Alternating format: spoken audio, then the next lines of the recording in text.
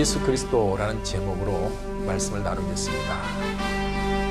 오늘 제목은 인생 문제에 대한 답을 말해주고 있습니다.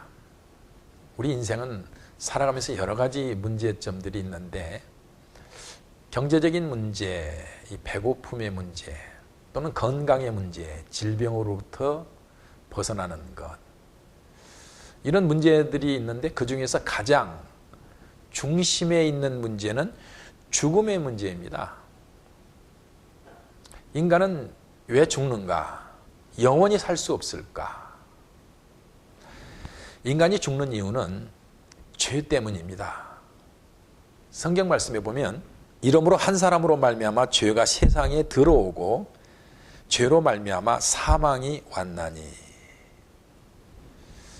죄는 원래 인간 세상에 없었던 것인데 죄가 들어오니까 사망도 왔습니다. 그래서 현재 인간의 상태가 이렇습니다. 그럼 한 가지 더 질문합니다. 왜 죄가 있다고 인간이 죽는가? 그것은 죄는 생명의 근원을 막아버리기 때문입니다. 생명의 근원이신 창조주 하나님과의 관계를 끊어버리기 때문에 인간이 생기를 잃고 점점 시들어가며 죽게 됩니다. 사실 인간의 조건을 보면요, 인간 생존의 조건을 보면 인간은 항상 외부로부터 뭔가를 이렇게 먹어야 삽니다. 우리 육신도 매일 음식을 먹어줘야 힘을 얻고 생기를 가지고 살아갈 수 있죠. 우리 영혼도 창조주 하나님께로부터 영적 양식을 먹어야 삽니다.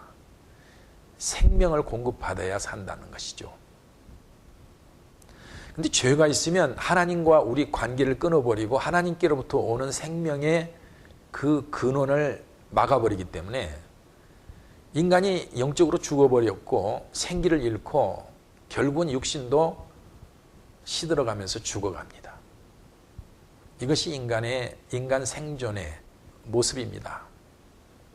그래서 요약하면 인간 문제는 죽음의 문제고, 죽음은 죄 때문에 왔고, 죄는 하나님과 인간의 관계를 차단해버린다 하는 것입니다.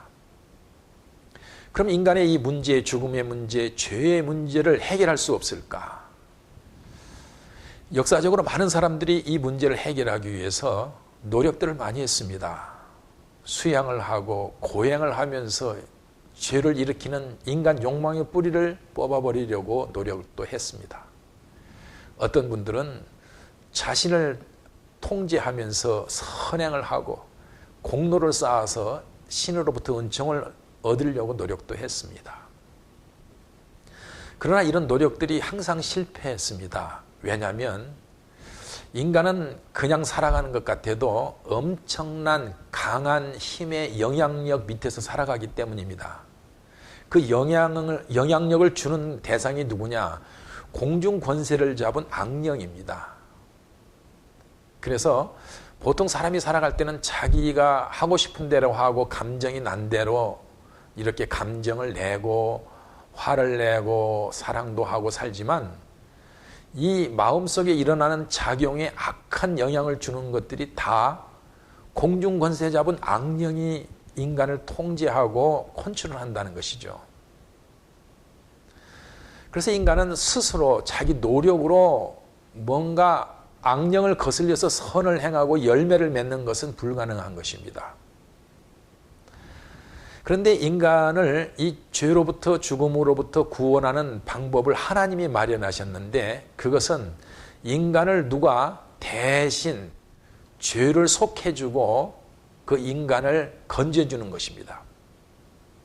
하나님이 내신 이 방법이 바로 예수 그리스도가 인간의 속죄의 어린 양이 되셔가지고 인간을 위해서 죽으시고 사망 권세를 깨뜨리시고 인간을 예수님의 품에 안아버리시는 이 방법으로 하나님이 구원의 길을 내셨습니다. 그래서 우리는 오직 예수 그리스도를 믿고 그분을 의지하면 사망 권세 이기신 그분의 능력으로 우리를 감싸주시고 우리를 그분의 우리에게 그 능력을 또 공급해 주시기 때문에 우리는 사망 권세를 이긴 자답게 살아갈 수가 있는 것입니다. 그런데 종교 중에서 이렇게 오직 예수 그리스도만 믿어야 하는데 여기다가 뭔가를 더하는 사람들이 있어요.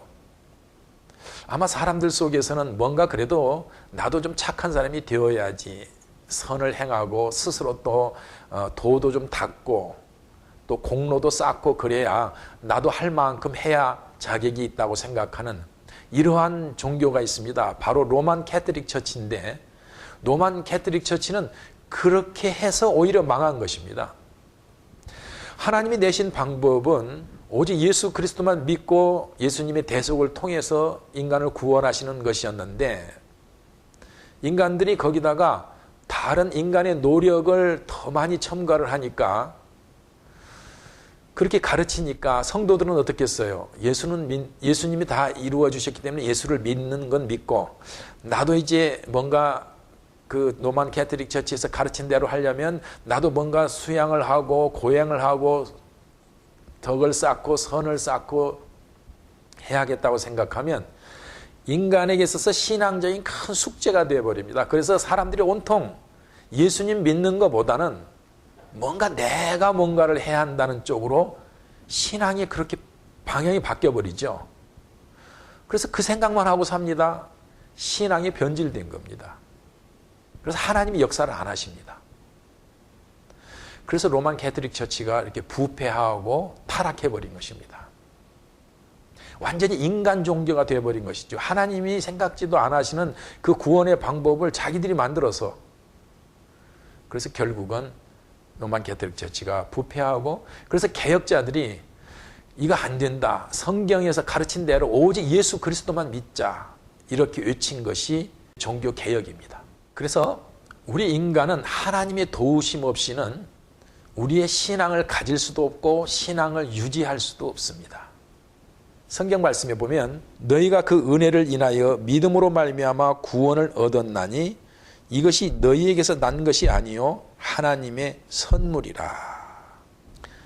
하나님의 도우심 없이는 우리는 믿음을 가질 수도 없고 하나님의 그 믿음의 선물을 받지 못하면 믿음을 지키지도 못하는 것이죠.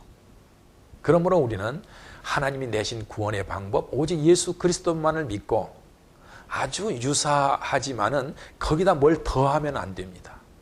나의 정성이라고 해가지고 뭔가 내 노력이 좀 있어야 한다고 생각하는 것은 벌써 생각의 변질이고 혼합이고 신앙의 변질이 되어버린 것입니다. 오직 예수 그리스도만 믿을 때, 오직 예수 그리스도 이름이 전파될 때 보면은 하나님이 기뻐하셔서 하나님이 엄청나게 능력으로 역사를 하십니다. 베드로가 오순절날 그 주변에 모여든 많은 사람들에게 예수 그리스도를 전합니다. 예수 그리스도에 대해서 설명을 해주는 것이죠. 그런데 그 주변에 몰려든 많은 군중들은 50일 전에 벌써 예수 그리스도를 십자가에 못 박으라고 소리쳤던 사람들이거든요.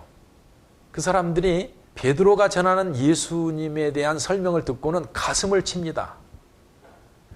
베드로가 예수님을 전할 때 하나님의 능력이 강하게 역사하셔서 그들 마음속에 깨닫는 역사를 해주신 거거든요. 그래서 그들이 가슴을 치면서 우리가 어찌할꼬, 베드로가 다시 가르쳐준 대로 예수의 이름으로 회개하고 예수님의 이름으로 세례를 받았는데 3,000명이나 되었던 것입니다. 참 놀라운 일입니다. 사람 마음이 이렇게 바뀐 거예요. 하나님이 그 메시지를 사용하셔서 역사를 하신 것입니다. 이게 기독교의 믿음의 방식입니다. 바울이 복음을 전하러 갔는데 지중해에 있는 구브로 섬, 그 사이프러스라는 섬이 있는데 그 섬의 총독에게 복음을 전합니다. 예수 그리스도에 대해서 전하고 있었습니다. 하나님이 그 마음을 움직여 주시니까 총독이 귀를 기울여서 들으면서 받아들입니다. 그런데 그 옆에 늘 붙어 다니던 보좌관 겸해서 그런 그 하나의 그 술사가 있었는데 엘루마라고 하는 술사입니다. 그 사람은 자기가 무슨 예언을 한다고 하면서 총독에게 뭘 도움을 준다고 하면서 늘 총독에게 붙어 다녔죠. 그런데 바울이 전하는 예수 그리스도에 대해서 총독이 귀를 기울이고 마음이 움직이니까 엘루마가 막 방해를 합니다. 복음 전하는 것을. 그러니까 바울이 그 엘루마를 향하여 책망을 합니다. 그러자 하나님의 영이 역사하셔가지고 엘루마의 눈이 멀어버리고 소경이 되어가지고 거기서 더듬더듬합니다. 그때 총독은 확실히 느꼈죠. 예수 그리스도를 전하는 바울을 통해서 나타나신 하나님의 능력을 본 것이죠. 이렇게 예수 그리스도 이름이 전파되는 데는 하나님의 능력이 역사를 하십니다. 지금도 저 선교 현장에는 하나님의 능력이 많이 나타난다고 선교사들이 계속 보고하고 있습니다. 또 한 가지는요, 예수님을 믿는 사람들 마음속에는 하나님의 그 능력이 늘 함께 하시면서 그 사람의 믿음을 지켜준다는 사실입니다. 성경 말씀에 보면 그의 힘의 강력으로 역사하심을 따라 믿는 우리에게 베푸신 능력의 지극히 크심이 어떤 것을 너희로 알게 하시기를 구하노라. 하나님이 신자들에게 베풀어 주신 능력이 있다. 그런데 그 능력이 어떤 능력이냐면 예수님 안에서 활동하던 능력인데, 예수님 안에서 언제 활동하던 능력이냐면 예수님이 죽은 자 가운데서 부활하실 때 역사하시는 능력이고요. 그 예수님이 하늘로 올리우시사 하나님 보좌 우편에 앉으실 때 역사하시던 능력, 그 능력이 예수님을 믿는 사람들 마음속에 역사하고 계신다는 거예요. 이걸 알으라는 거죠. 우리가 피부적으로 짜릿하게 파워를 느끼는 것이 아니라, 그렇게 느끼지 않는다 할지라도 내가 진실로 예수님을 믿는 마음이 있고 예수님에 대한 그 끌림이 있고 예수님에 대한 사랑이 있고 마음으로 예수님을 더 따라가고 싶은 그러한 소원들이 있을 때 바로 그 하나님의 능력이 우리 속에서 역사하고 계시다는 사실을 알으라는 것이죠. 이걸 알고 사는 것과 모르고 사는 것은 엄청 차이가 나죠. 우리가 살아가면서 여러 가지 어려운 일이 닥칠 때, 두려운 일이 닥칠 때라든지, 우리를 믿음 생활을 못하도록 조롱하거나 강제하려고 할 때, 이럴 때 우리 안에서 역사하시던 주님의 그 능력을, 죽은 자 가운데서도 부활하게 하신 그 예수님이 부활하실 때 역사하시던 그 능력을 우리가 느끼고 그 능력을 의지하면서 기도하면서 믿음으로 승리하고 살아갈 수가 있는 것입니다. 이렇게 오직 예수 그리스도를 믿는 자 안에는 하나님의 능력이 역사하십니다.